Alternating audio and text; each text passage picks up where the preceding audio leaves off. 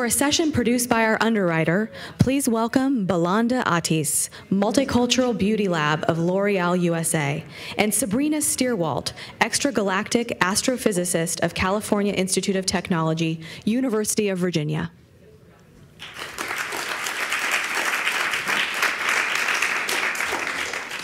Good morning, everyone. My name is Balanda Atis, and I am the manager of the Multicultural Beauty Lab at L'Oreal USA. On behalf of L'Oreal, I'd like to welcome you all here today. We also have with us our 2017 For Women in Science winners. Women, please stand and be recognized for your amazing work.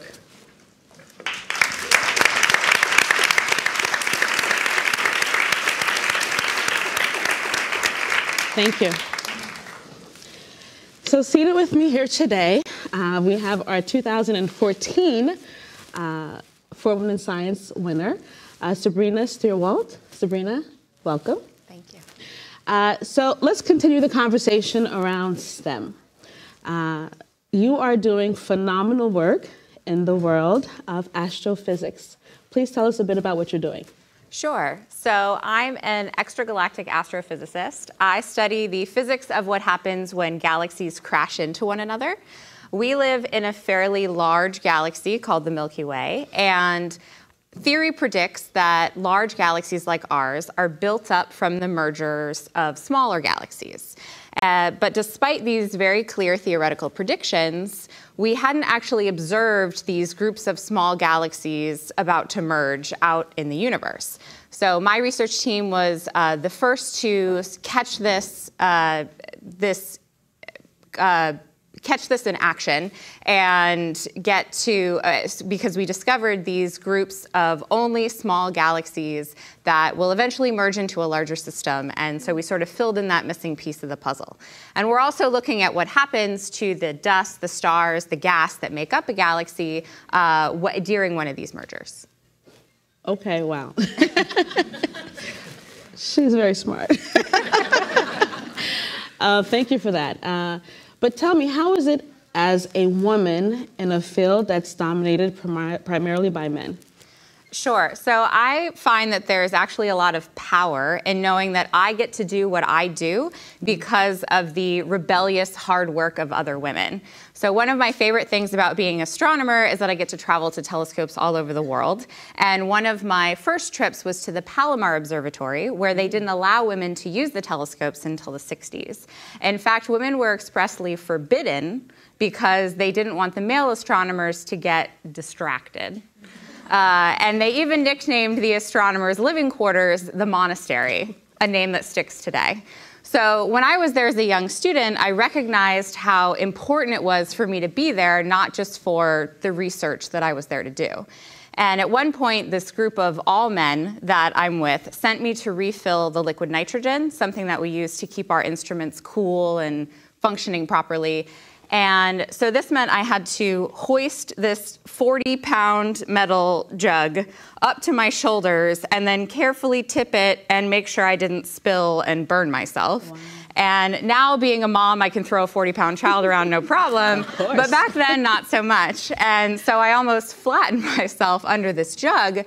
But there was no way I was going to go back and tell those senior men that I couldn't do it. Never. I kept thinking about Vera Rubin and Margaret Burbage and all the other women that came before me and thinking, I can't let these ladies down.